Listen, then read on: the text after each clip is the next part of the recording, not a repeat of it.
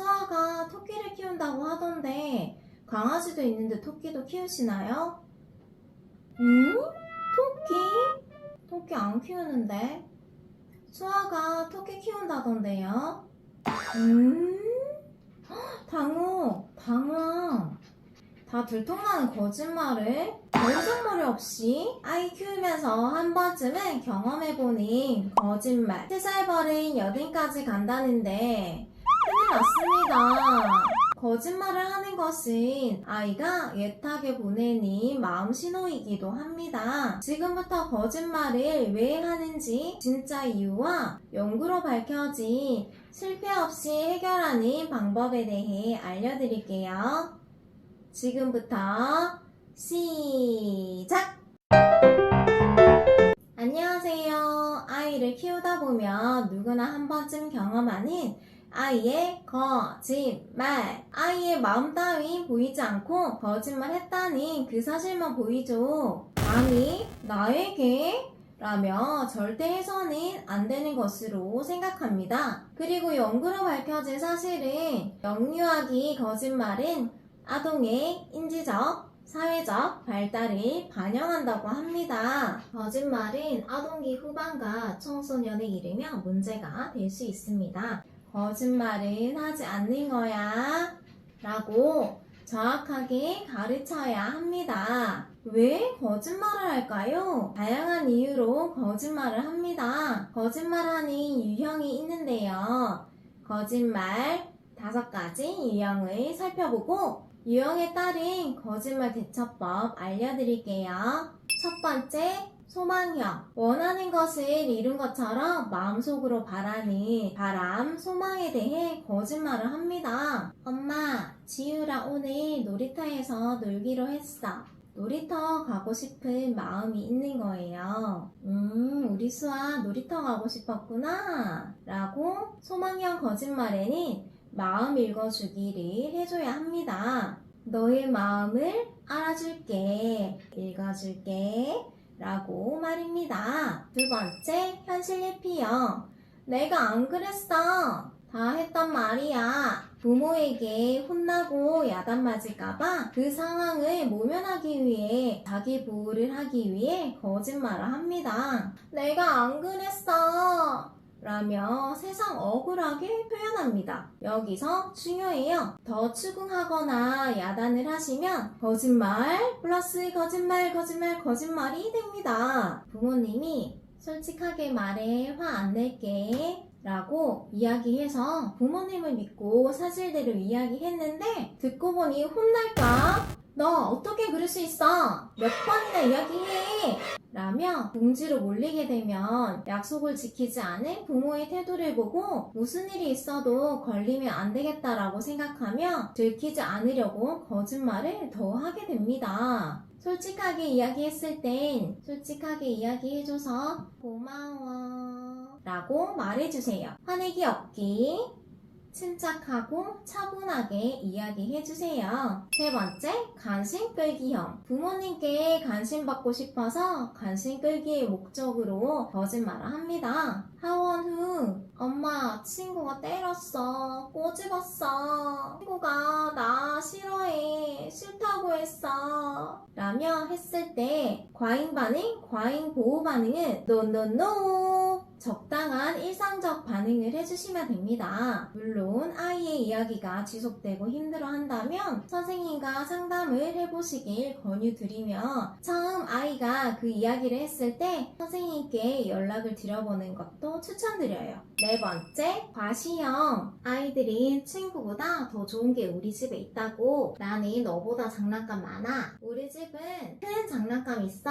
라며 과시형 거짓말을 합니다. 이럴 땐 아이에게 우리 집에 장난감은 많이 없는 편이야. 있는 그대로 이야기하는 거야. 우리 집에 아주 큰 장난감은 없어. 장난감을 자랑하고 싶었구나. 하지만 진짜만 이야기하는 거야. 라며 있었던 일이 아니면 문제가 될 수 있다는 사실도 이야기하고 가르쳐줘야 합니다. 다섯 번째, 부모 모델형. 부모님들이 하는 거짓말을 보고 당연하고 자연스럽게 거짓말을 합니다. 예를 들어 친구랑 마트에 갔는데 엄마 장난감 이거 사줘 라고 장난감을 사달라고 합니다. 오늘 말고 다음에 사면 더 크고 좋은 거 사줄게 라며 아이를 회유합니다. 하지만 다음에 왔을 때 더 좋은 장난감은커녕 장난감을 사주지 않고 시치미를 뗍니다. 장난감 언제 사준다고 했어? 어? 라면서 말이죠. 거짓말 했을 때도 진실을 말하면 엄마 아빠가 이해해줄게 라고 해서 이야기를 했는데 너 왜 그랬어? 라면서 화를 냈을 때 또는 저희 첫째의 토끼 사건에 대해 이야기를 했더니 아빠도 나한테 거짓말 했었어. 아빠한테 배운 거야. 남편님아 이렇게 부모님들의 사소한 거짓말을 하는 모습을 보면서 익숙하게 거짓말에 대해 모델링을 한답니다. 조심하시고 바르게 살아요. 우리 거짓말의 4가지 유형과 해결법에 대해 알아봤습니다. 여기서 잠깐 연령별 거짓말하는 이유를 살펴보겠습니다. 3세에서 5세는 어떤 의도를 가지고 남을 속이는 거짓말을 하기도 합니다. 대부분 혼이 날까봐 상황을 피하기 위해 자기 자신을 보호하기 위해 생존 거짓말을 합니다. 또는 무의미한 거짓말을 한답니다. 화이트 거짓말, 화이트 라이 라고 들어보셨나요? 인지 발달이 충분히 이루어지지 않아서 현실과 공상을 완벽하게 구별하는 게 어려워요. 상상과 환상의 시기예요. 거짓말은 발달 단계 중 하나이며 인간이 가지고 있는 기본 설계 구조에 함께 장착되어 있죠. 그림책이나 미디어에서 접한 것들이 실제 경험한 것처럼 상상하며 거짓말을 하기도 합니다. 예를 들면 엄마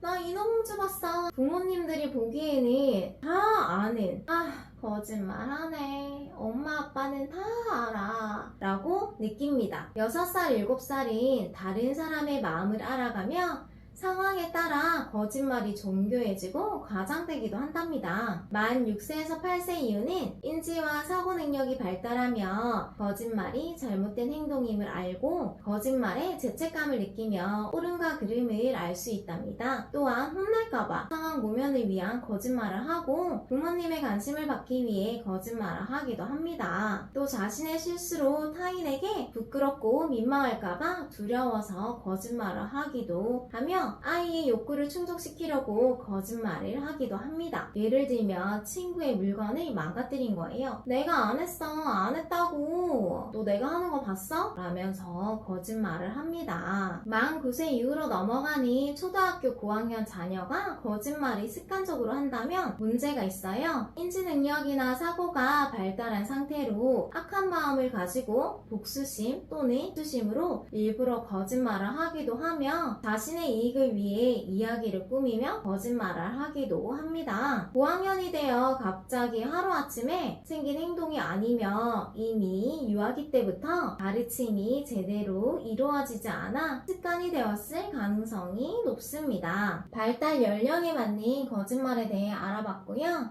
연구로 밝혀진 실패 없는 부모님들이 꼭 해주셔야 하는 해결법 5가지 지금부터 알려드릴게요. 첫 번째, 거짓말하지 않기를 말로 약속 이끌어내기.